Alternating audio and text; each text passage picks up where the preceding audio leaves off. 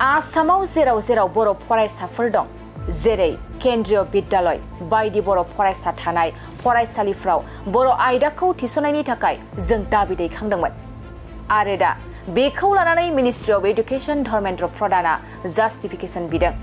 बा जेराव जेराव बर' स्टुडेन्टफोर दङ केन्द्रीय विद्यालय बे केन्द्रीय विद्यालयाव बर'खौ साबजेक्ट हिसाबै थिसननायनि थाखाय मिनिस्ट्रि अफ एडुकेशन बा HRD मिनिस्टार धर्मेन्द्र प्रधान बिथाङा जास्टिफिकेशन बिदों आरो बेनि इसारा होनाया बेनो जे केन्द्रीय विद्यालय बायदि फरायसालिफ्राव बर'खौ 9 शेड्यूल लैंग्वेज हिसाबै थिसननाय बेनिखायनो बर' आयदाखौबो केन्द्रीय विद्यालयाव थिसननायनि लामाया गेवनो थांगासिनो दं होनना दुलाराय बर' फरायसा आफादनि आफादगिरि दिपेन बर'आ खौरां मेलनि गेजेरजों फोरमायदों।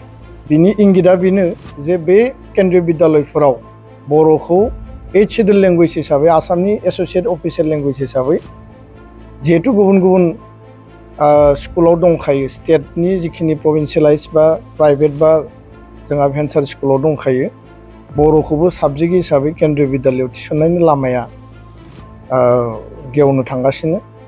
बेनि अनगायैबो बिथाङा फोरमायदों दि Delhi university Jawaharlal Nehru university Assam university Silchar नेहु आरो तेजपुर इउनिभार्सिटी बे मोनबा इउनिभार्सिटीआव बर' आयदाखौ गायसनलांनांगौनि थाखाय दाबि दैखांनायखौबो भारत सरकारा जास्टिफिकेशन बिदों।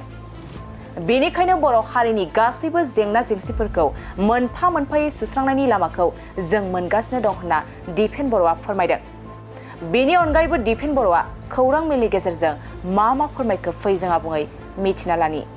आरो गुबुन मोनसे आयदाखौ लानानै मिथिहोनो नागिरदों जे बर' थुनलाइ आफाद आरो दुलाराय बर' फरायसा आफादनि जइन्ट इनिशिएटिभआव गोदान दिल्लीनि जि दिल्ली इउनिभार्सिटी दङ बेयाव जोङो थांनाय समाव मानगोनां भाइस चेन्सेलर बिथांनो मेम'रेन्डाम होनाय जादोंमोन। बर' जि MIL बा बर' साबजेक्टखौ मडार्न इन्डियान लेंगुवेज 22टा लेंगुवेज दङ बिनि एबिलिटी एनहान्समेन्ट कर्सआव अलरेडि थिसनबाय दा बेयाव स्टुडेन्टआबो एडमिशन लानानै दं। बे जोंनि मोनसे बिगिनिं जाफुंसारनाय आरो बिनि अनगायैबो ministry of education Dharmendra Pradhan बिथांनो मेम'रेन्डाम गथायनाय जादों आरो लोगोसे राज्य सभानि MP मानगोनां रोनगोरा नार्जारी लकसभानि MP जयन्त बसुमतारी बिथांमोना एबसु आरो साहित्य सभानि बे दाबिखौ लानानै धर्मेन्द्र प्रधानखौ लोगो हमदों आरो बिथांमोनाबो गावसोरनि लेभेलनिफ्राय डिमान्ड आकारै लिरनानै होनाय जादोंमोन।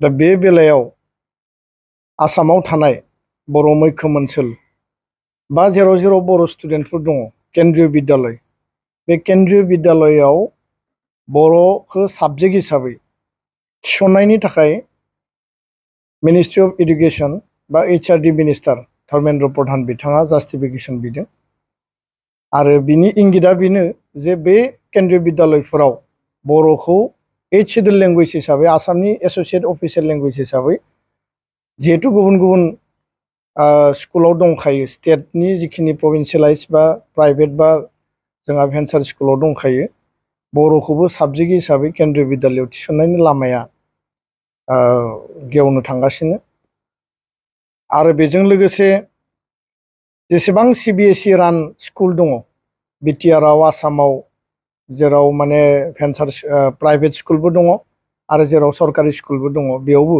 बर'खौ साबजेक्ट हिसाबै थिसननायनि थाखाय बे जास्टिफिकेशनाव हरनाय जादों।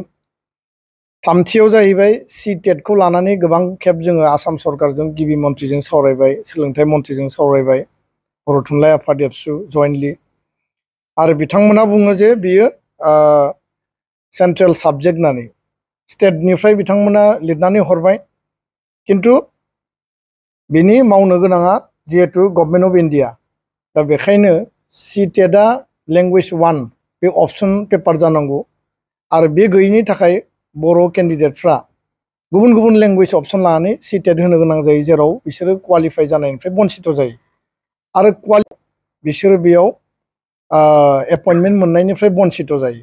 फारसेथिं नोङो सेन्ट्रेल स्कुल जेराव थाबाय जेराव नवोदया थाबाय बा केन्द्रीय बिद्यालय थाबाय बेफोरावबो बिथांमोना बन्सित जानो गोनां जादों।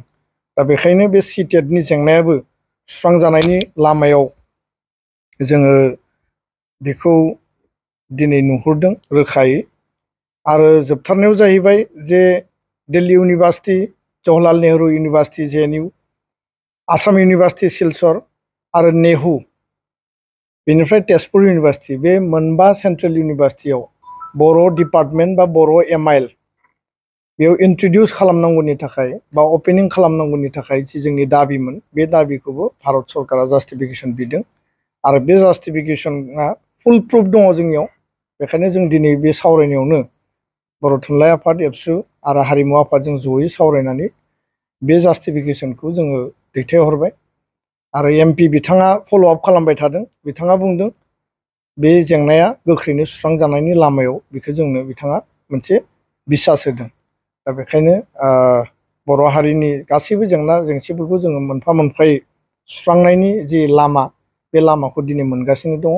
आरोबाव आद्रा थानाय जेंना जेंसिखौ जोङो जथायै खौसेयै मावनानै सुस्रांनायनि थाखाय जेब्लाबो जोङो रेडि जानानै दङ। गोजोन्थों।